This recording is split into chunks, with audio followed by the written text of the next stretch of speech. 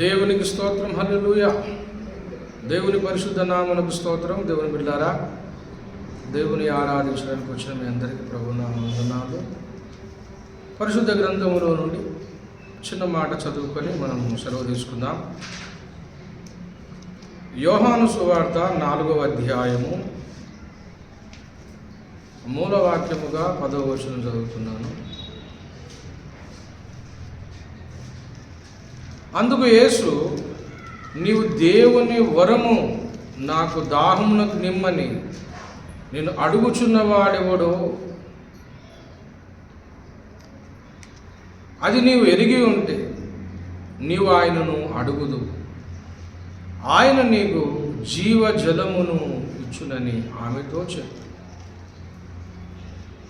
దేవునికి స్తోత్రం. చిన్న మాట ప్రార్థన చేద్దాం. ప్రేమగల దేవా, ఇంతవరకు కృప చేత నడిపించినవా పరిశుద్ధ పరమ తండ్రి, త్రియేక దేవ, పరిశుద్ధాత్మ దేవ, మీ పాదములకు స్తుతులు వందనాలు చెల్లిస్తున్నా. ఇంతవరకు నాయన మమ్మల్ని ఈ ఘట్టం వరకు నడిపించావు, నీకు స్తోత్రాలు చెల్లిస్తున్నా. ప్రతి ఘట్టంలో మీరు ఉన్నారు, నీకు స్తోత్రం. కానుకలలో యానిష రక్తం పాలకుందుట్లో సాక్ష్యాల ప్రకటనలో కృప చూపించావు నాయన. అయా ఇండ్లలోనికి విశ్రాంతి స్థలంలోనికి వెళ్తుండగా నేను మాట మరుగున పెట్టి పంపించు. నాతో మాతో అందరితో మీరు మాట్లాడారు. ఈ చిత్తాన్ని జరిగించుమని యేసయ్య నామమున అడుగుతున్నాము తండ్రి, ఆమేన్. దేవుని పరిశుద్ధ నామమునకు స్తోత్రము. దేవుని బిడ్డలారా, యేసు ప్రభుల వారు ఒక మాట చెబుతున్నాడు ఇక్కడ. ఏమనంటే,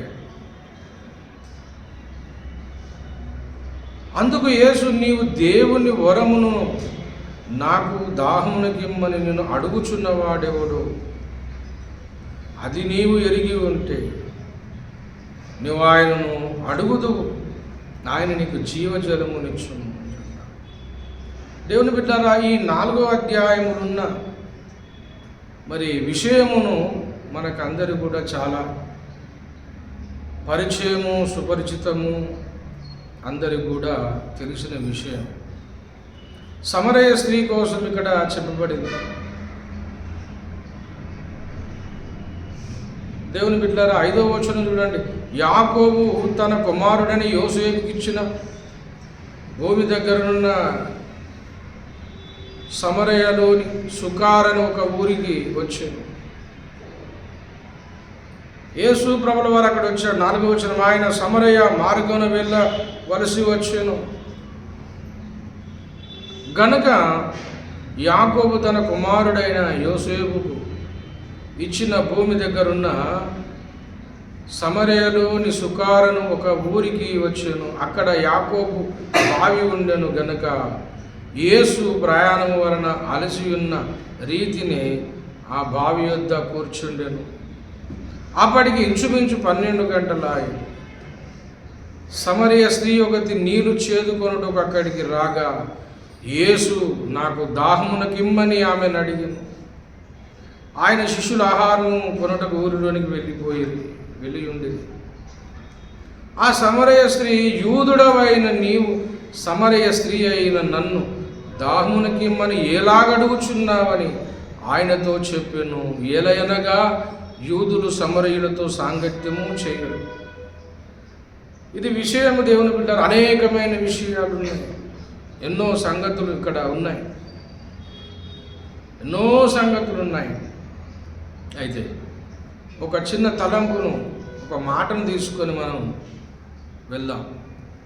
ఏమిటంటే, ఒక స్త్రీ అక్కడ ఇంచుమించు 12 గంటలకు అక్కడ నీళ్లు చేదుకోవడానికి వచ్చింది. ఆ బావి దగ్గరికి వచ్చింది. సుకార్ అనే ఊరిలో యాకోబు బావి దగ్గరికి వచ్చింది. అక్కడ యేసు ప్రభుల వారు కూడా వచ్చారు. యేసు ప్రభుల వారు అడుగుతూ ఉన్నాడు, అమ్మ నాకు దాహమునకు నీళ్ళు అమ్మ అని అడుగుతూ ఉన్నాడు. 7వ వచనం అన్నాడు, యేసు నాకు దాహమునకి ఇమ్మని ఆమెను అడిగాను. యేసు ప్రభుల వారు దాహముతో ఉన్నాడు, నాకు నీళ్ళు ఇవ్వమని అడుగుతూ ఉన్నాడు. అడుగుతూ ఉన్నప్పుడు ఆ స్త్రీ అంటా ఉన్నది, యోధుడవైన నీవు సమరయువైన స్త్రీ నన్ను దాహమునకి ఇమ్మని ఎలాగ అడుగుచున్నావు? నేనేమో సమరయ స్త్రీ, నువ్వేమో యూదుడు. ఎందుకంటే యూదులు సమరీయులతో సాంగత్యం చేయరు. సమరీయులు అంటే తక్కువ జాతికి చెందినవారు. యూదులంటే మరి అప్పుడు చాలా నిష్ట కలిగిన వారు.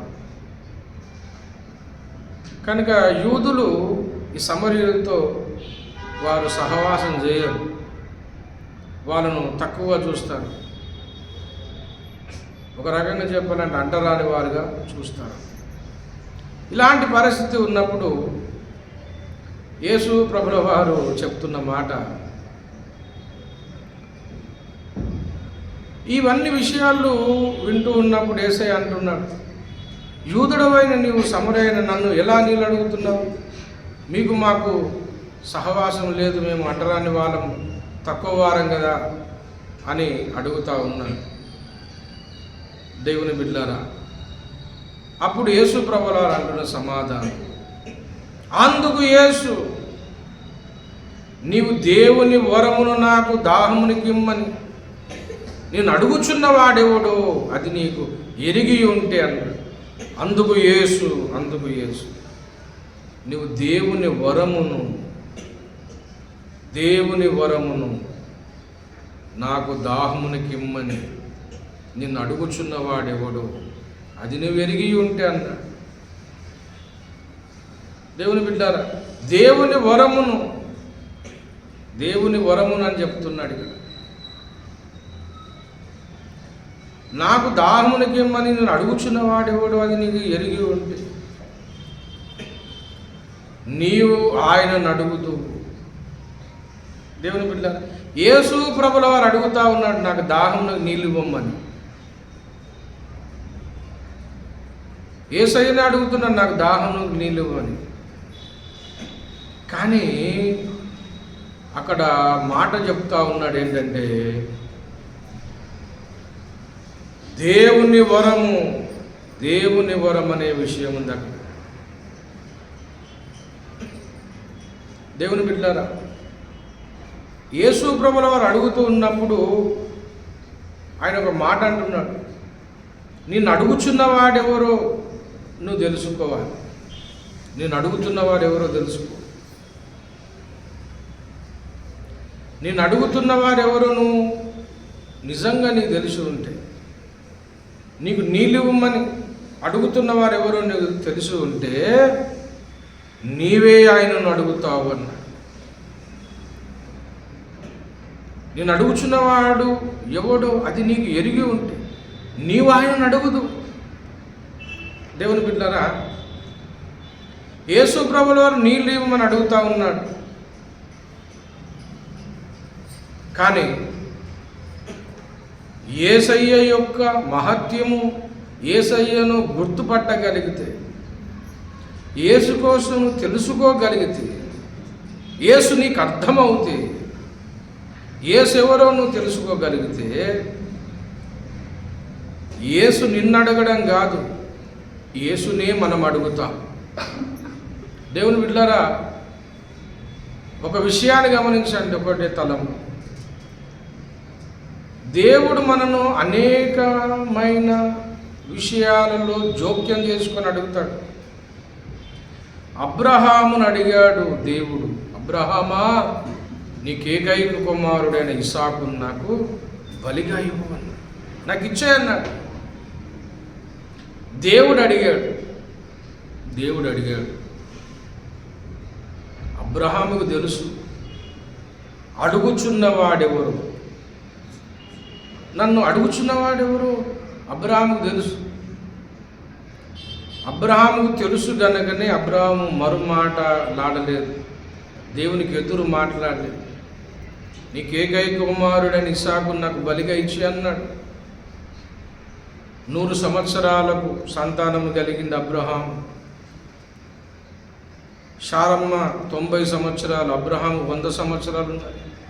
అప్పుడు దేవుడే వాగ్దానం చేశాడు, నీకు కుమారుని ఇస్తాను, అతనికి ఇస్సాకు అని పేరు పెడతావు అని దేవుడే అడిగాడు, దేవుడే వరమిచ్చాడు.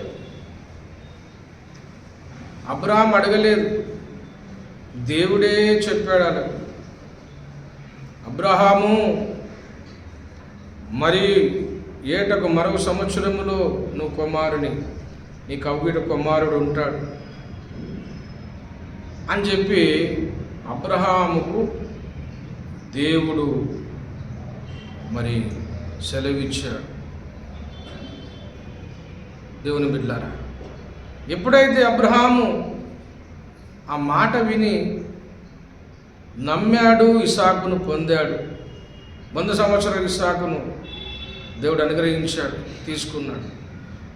తీసుకున్న కొద్ది కాలంకే మరి అతడు ఎంతో అల్లారు ముద్దుగా పెంచుకున్నాడు. లేక లేక కలిగిన సంతానం ఇస్సాకు తీసుకున్నాడు.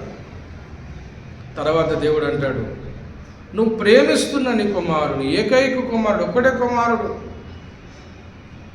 100 సంవత్సరాలకు నీకు కలిగిన సంతానం, నువ్వు ప్రేమిస్తున్న కుమారుడు, మళ్ళీ నాకు ఇచ్చేసేయండి, బలి ఇవ్వండి అని అడిగాడు దేవుడు.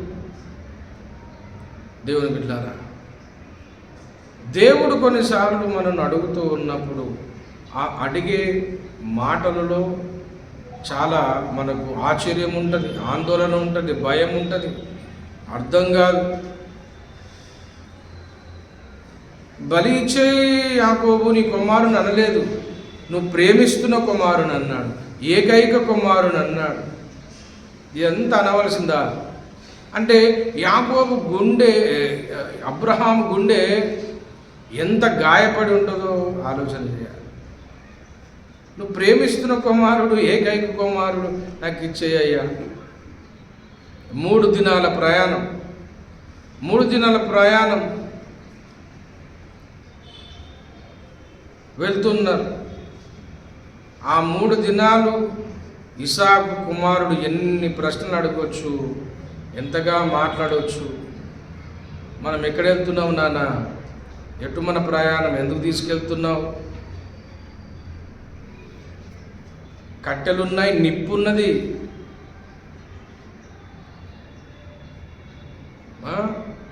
మరి బలికి గొర్రెపిల్లేది అని అడిగాడు ఇస్సాకు. అంటే అబ్రహాం అన్నాడు, దేవుడే చూసుకుంటాడు బాబు అన్నాడు.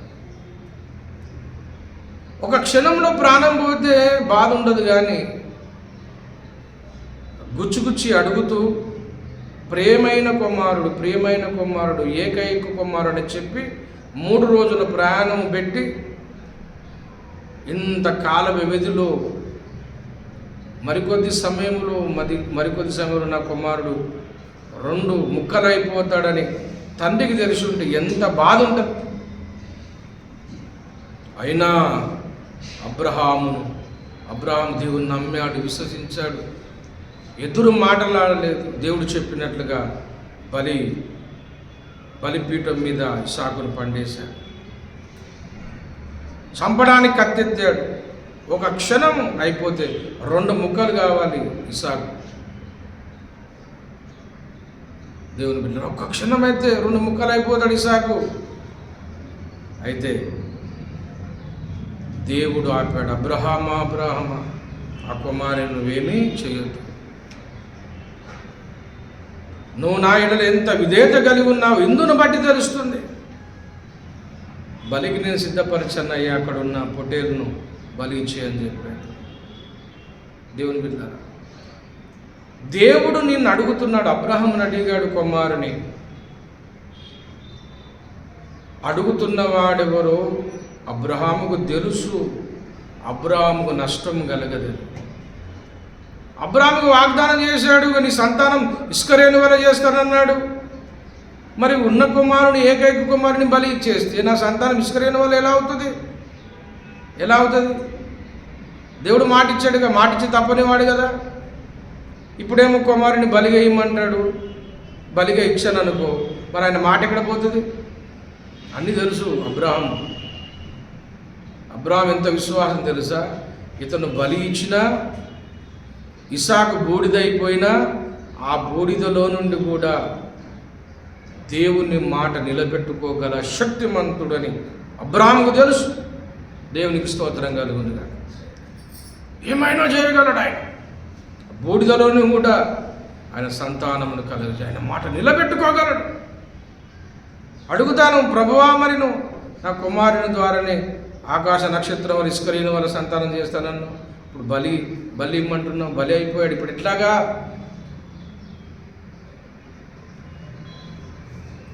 అని అబ్రహాముకు ఆలోచన ఉంది. కానీ దేవుడు ఏమైనా చేయగలడని విశ్వాసం అబ్రహాం. దేవుని బిడ్డలారా, 5 రొట్టెలు 2 చేపలు, 5 రొట్టెలు 2 చేపల కథ మనకు అంత తెలుసు. 5,000 మందికి భోజనం సిద్ధపరచమన్నాడు యేసు ప్రభుల వారు. తినడానికి ఏమీ లేదు, ఎవరి దగ్గర ఏమీ లేదు. ఆ జనసమూహంలో ఉన్న చిన్న పిల్లాడు వచ్చి, నా దగ్గర 5 రొట్టెలు 2 చిన్న చేపలు ఉన్నాయన్నాడు. మీ దగ్గర ఏమున్నాయో నాకు ఇవ్వండి అన్నాడు. యేసు ప్రభుల వారు మీ దగ్గర ఏమున్నాయో నాకు ఇవ్వండి అన్నాడు. ఆ పిల్లవాడు కనుక 5 రొట్టెలు 2 చేపలు ఇవ్వకపోతే దేవుని మహిమను అద్భుతమును అక్కడ చూసేవారుగా. ఆ 2 చేపలు 5 రొట్టెలు అడిగిన వారెవరు? యేసు ప్రభుల వారు. యేసు ప్రభుల వారు అడిగారు. ఆ చిన్న పిల్లవాడు ఏమాత్రము సందేహించకుండా, వెనకడుగు వేయకుండా మంచి మనసుతో ఇచ్చేశాడు. అప్పుడు వాళ్ళు అద్భుతం చూశారు. దేవునికి స్తోత్రం కలుగుతుంది. హల్లెలూయా. మనం అడుగుచున్న వాడెవరో మనం తెలిసి ఉండాలి. ఇక్కడ ఈ సమరయ స్త్రీని కూడా అడుగుతా ఉన్నాడు, అమ్మా నాకు దాహం అవుతుంది, నీళ్ళు ఇవ్వండి అన్నాడు. అడుగుతున్నప్పుడు ఆమె భయపడతా ఉంది, నేను సమరయ స్త్రీని, మీరేమో యూదులు, మాతో సాంగత్యం ఎట్లాగవుతుందయ్యా, మనం ముట్టుకోరు కదా అని చెప్పి ఆమె భయపడతా ఉంది, ఏదో చెప్తా ఉంది. కానీ యేసు ప్రభుల వారు అన్నాడు, దేవుని వరమును నాకు దాహమునికి ఇమ్మని నిన్ను అడుగుచున్నవాడెవరు, అది నీవు ఎరిగి ఉంటే నువ్వే నన్ను అడుగుతావు. దేవుని బిడ్డలారా, ఒక కోటేశ్వరుడు ఉన్నాడు, ఒక బీదవాడు ఉన్నాడు. కోటేశ్వరుడు వచ్చి ఆ బీదవాడిని 1,00,000 రూపాయలు బాబు అని అడిగాడు అనుకో, ఆ బీదవాడు ఏం సమాధానం చెప్తాడు? అయ్యా నేను బీదవాడు, నా దగ్గర ఎక్కడి, నేను ఎలాగ ఇవ్వగలను, నేను ఇవ్వలేను, కానీ నువ్వు ఇవ్వగలవయ్యా, ఎందుకంటే నువ్వు కోటేశ్వరుడు కనుక నువ్వు ఇవ్వగలవు, నువ్వే ఇవ్వగలవు, నేను ఇవ్వలేను, నేను బీదవాడిని. ఎందుకు ఈ మాట బీదవాడు అనగలుగుతాడో తెలుసా? ఆ కోటేశ్వరుడు అడుగుతున్న సంగతి ఈ వీనికి తెలుసు. అతను ఎంత ఉన్నతుడో, ఎంత ధనము గలవాడో, ఎంత కోటేశ్వరుడో వీనికి తెలుసు. అతను అంటాడు, నేనేమి ఇవ్వగలనండి, మీరే కోటేశ్వరుడు, మీరే ఇవ్వాలి నాకు అని అంటాడు. దేవుని బిడ్డలారా, దేవుడు మనను అనేకసార్లు అనేక రీతులుగా దేవుడు మన యుద్ధకు వస్తాడు, మనల్ని అడుగుతాడు, మనం పరీక్షిస్తాడు. అప్పుడు మనం వెనకడుగు వేయొద్దు, సాకుడు చెప్పొద్దు. దేవుని బిడ్డలారా, సాకుడు చెప్పొద్దు, వెనకడుగు వేయొద్దు, అనుమానించొద్దు. ఎందుకో తెలుసా? దేవుడు నిన్ను అడుగుచున్నాడు అంటే అది నీ మేలుకే, నీకు ఆశీర్వాదానికే. దేవునికి మనం ఇచ్చినప్పుడు దానికి రెట్టింపుగా దేవుడు ఇస్తాడు. దేవునికి మనము 10 రూపాయలు ఇచ్చామనుకో, దానికి 100 రూపాయల ఆశీర్వాదం మనకు దేవుడు ఇస్తాడు. మనం దేవునికి ఇస్తున్నామని బాధపడితే మనకు ఎలాంటి ప్రయోజనం ఉండదు. కానీ దేవునికి నేను ఇవ్వగలిగితే దానికంటే రెట్టింపుగా 4 వంతులుగా దేవుడు మనకిస్తాడు అని విశ్వాసంతో దేవుని మనకు ఇవ్వాలి. దేవుడు ఏ పని చెప్పినా అది కానుకనే కాదు, డబ్బే కాదు. దేవుడు నేను ఏది అడిగినా దానికి నేను ఉన్నాను, నేను చేస్తాను అని దేవునికి అప్పచెప్పుకోగలిగినట్లయితే దేవుడు నీ జీవితంలో చేస్తున్న ఆశీర్వాదం చూడగలుగుతావు. దేవుని బిడ్డ, దేవుడు నేను అడుగుచున్నప్పుడు ఎప్పుడు కూడా వెనకడుగు వేయదు. దేవుడు అడుగుతున్నప్పుడు ఎప్పుడు కూడా మనం వెనకడుగు వేయదు. దేవుడు నిన్ను దర్శించినప్పుడు ఎప్పుడు కూడా మనము వెనక కావద్దు. ఆశీర్వాదం పొడగొట్టుకుంటాం దేవుని బిడ్డ. దేవుని ఆశీర్వాదం పోతుంది. నిన్ను అడుగుతున్నవాడు దేవుడని నువ్వు ఎరగగలిగితే, తెలుసుకోగలిగితే అది నీకు ఆశీర్వాదమే, నీకు మేలుగా ఉంటుంది. దేవుడు నన్ను అడగడం ఏంటి? దేవుడు నన్ను అడగడం ఏంటండి? దేవుడు అడిగాడు, 10వ భాగము దేవునికి ఇవ్వాలని అడిగాడు. మన సంపదలో 10వ భాగం, 10వ వంతు దేవునికి ఇవ్వమని అడిగాడు. ఆ 10వ భాగం తీసుకొని దేవుడు ఏం చేస్తాడు? ఇల్లు కట్టుకుంటాడా? ఏం చేసుకుంటాడు ఆయన? ఏమైనా బంగారం కొనుక్కుంటాడా? ఆస్తులు సంపాదించుకుంటాడా? మరి ఎందుకు అడుగుతున్నాడు? ఎందుకు అడుగుతున్నాడంటే నువ్వు దేవునికి ఇవ్వగలిగితే దాన్ని రెట్టింపు చేసి దేవునికి ఇస్తాడని. అడుగుతున్నవాడెవరు నువ్వు అర్థం చేసుకోగలిగితే నువ్వు దేవునికి కాదనలేవు. ఏ విషయంలో కాదనలేవు. దేవుడు నేను ఏదైనా అడుగుతున్నప్పుడు అది నువ్వు ఆయనకు సమర్పించుకోగలిగితే దేవుని దీవెన మనం పొందుతాం. దేవుని బిడ్డ, దేవుని దీవెన మనం పొందుతాం. నిన్ను అడుగుచున్న వాడెవరో నువ్వు తెలుసుకోవాలి. ప్రశ్న దేవుడు అడుగుతున్నాడు అంటే ఆయన బీదవాడై ఆయనకు ఏమీ లేక కాదు. ఆయన అడుగుతున్నాడంటే నిన్ను ఆశీర్వదించడానికి. దేవునికి స్తోత్రం కలుగును.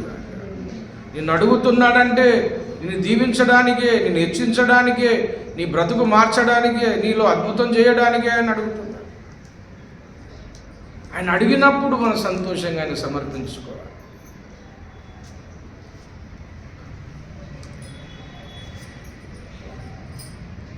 దేవుడు అడుగుతున్నప్పుడు మన జవాబు ఎలా ఉండాలి తెలుసా? ప్రభువా, నువ్వే నాకు ఇవ్వగల దేవుడు, నువ్వే సమస్తం చేయగల దేవుడు. ప్రభు, దేవుడు ఏం చేస్తాడో తెలుసా? జీవ జలమును నీకు ఇస్తాడు. దేవునికి స్తోత్రం కలుగునుగాక. నేను అడుగుచున్నవాడు ఎవరు అది తెలిసి ఉంటే ఆయనను నువ్వు అడుగుతూ ఆయన నీకు జీవజలాన్ని ఇస్తాడు. దేవుని మనం అడుగా. ఒక విషయం చెప్పి నేను ముగిస్తానంటే తెలుసా? దేవుడు నిన్ను అడుగుతూ నీ వద్దకు వచ్చి నిన్ను దర్శిస్తూ నేను అడుగుతున్నాడంటే అర్థం ఏంటో తెలుసా? నీవు దేవుని అడగాలని. దేవునికి స్తోత్రం కలుగునుగాక. హల్లెలూయా. నిన్ను ఎందుకు అడుగుతున్నాడో తెలుసా? బాబు, నువ్వే నన్ను అడుగురా అని అర్థం. నువ్వేమైనా అడుగుతావేమో అని ఆశ. నీకు నిత్య జీవం కావాలని అడుగు, నీకు ఆరోగ్యం కావాలని అడుగు, నీకు అభిషేకం కావాలని అడుగు, నువ్వు అద్భుతాలు చూడాలని అడుగు. దేవుని నువ్వు అడుగుతావేమని నేను అడుగుతా ఉన్నా, నేను దర్శిస్తున్నాను. ఆ సమరయ స్త్రీ మార్గంలో వెళ్ళవలసి వచ్చును అన్నాడు. 4 ఆయన సమరయ మార్గమున వెళ్ళవలసి వచ్చును. ఎందుకు వెళ్ళవలసి వచ్చాను? ఎందుకు వెళ్ళవలసి వచ్చింది తెలుసా? అక్కడి స్త్రీ కలుస్తుందని దేవునికి తెలుసు. ఆ బావి దగ్గర ఈ సమరయ స్త్రీ కలుస్తుంది. ఆమెను నేను దీవించాలి, ఆమెకు జీవజలముని ఇవ్వాలి, ఆమెను ఆశీర్వదించాలి. ఆ ఊరిలో ఆమెకు సాక్ష్యం లేదు, చెడిపోయిన బ్రతుకు. దేవుని బిడ్డలారా, సాక్ష్యం బాగలేదు. ఆమె పాపంలో బ్రతుకుతున్న స్త్రీ, పాపంలో బ్రతుకుతున్న ఆ స్త్రీని బ్రతుకు మార్చడానికి యేసు అక్కడ వెళ్ళవలసి వచ్చాడు. అర్థమవుతుందా? యేసు నీకు అడ్డొస్తున్నాడు, నీకు ఎదురొస్తున్నాడు, నిన్ను అడుగుతున్నాడు, నిన్ను కలుస్తున్నాడు, నిన్ను దర్శిస్తున్నాడు అంటే అర్థం ఏంటో తెలుసా? నిన్ను దీవించాలని, నిన్ను ఆశీర్వదించాలని.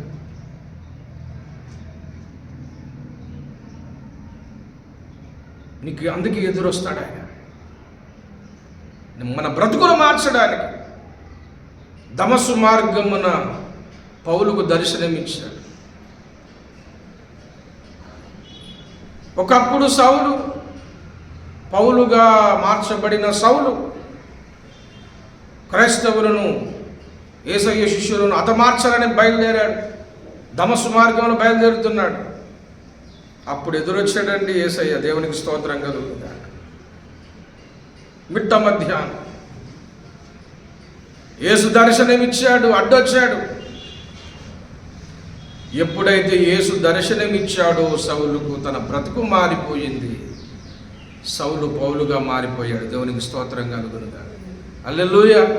నీకు ఎదురొస్తున్నాడు అంటే మన బ్రతుకులు బాగు చేయడానికి, మనల్ని దీవించడానికి, ఆశీర్వదించడానికి.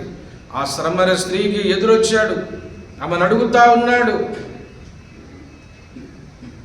అమ్మా నీవు నన్ను అడుగుతావమ్మా, నేను అడుగుచున్నవాడెవరో నువ్వు తెలిసి ఉంటే దేవుని వరమును నువ్వు అడుగుతావు. అప్పుడు నీ జీవితం మారిపోతుంది. ఎప్పుడైతే ఆ స్త్రీని గలిచాడు, ఆమెను దర్శించడం, ఆ బ్రతుకు మారిపోయింది. ఆమె అంటా ఉంది 39వ వచనం, నేను చేసినవన్నీ నాతో చెప్పానని సాక్ష్యం ఇచ్చిన స్త్రీ యొక్క మాటలను బట్టి ఆ ఊరిలోని సమరయులలో అనేకులు ఆయన యందు విశ్వాసం ఉంచి. ఆమె జీవితానంతా చెప్పేశాడు. ఆమె బ్రతుకు మారిపోయింది. ఊరిలో కొన్ని సాక్ష్యం చెప్తా ఉందని ఆమె మాటలను బట్టి ఆ ఊరే మారిపోయింది. దేవునికి స్తోత్రం కలుగుగా. ఊరే మారిపోయింది. ఎలా మార్చాడండి దేవుడు? ఎంత అద్భుతం చేశాడు ఆమె బ్రతుకులో. ఆమెకు ఎదురొచ్చి ఆమెను దర్శించి ఆమెను కలుసుకొని ఆమెను అడిగేటట్టుగా చేసి ఆమె జీవితాన్ని బ్రతుకు మార్చేశాడు. ఆ ఊరికి ఆశీర్వాదకరంగా నిలిపాడు ఆమె. దేవుని బిడ్డారా, ఈ దినమున యేసయ్య నేను దర్శించాడు, నీ యొద్దకు వస్తున్నాడు అంటే, ఆయన నేను అడుగుతూ ఉన్నాడంటే నీదేదో ఆశించి కాదు, నువ్వే ఆయనని ఏమైనా అడుగుతావేమో అని. అడిగితే ఇద్దామని,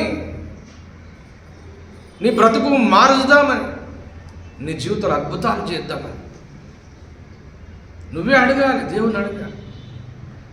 దేవుడిని దర్శించాడంటే నువ్వేమనుకోవాలి తెలుసా? పంట పండిందని అనుకోవాలి. దేవుడు చేత నేను దీవించబడతాను అనుకోవాలి. నా బ్రతుకు మారిపోయింది అనుకోవాలి. దేవుడు నన్ను ఆశీర్వదిస్తాడు అనుకోవాలి. దేవుడు నన్ను దర్శించాడని నా బతుకులు అద్భుతం జరుగుతుంది అనుకోవాలి.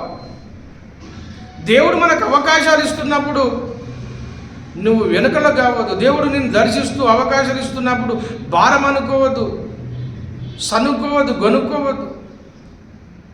దేవుడు నీకు అవకాశం ఇస్తున్నది ఎందుకో తెలుసా?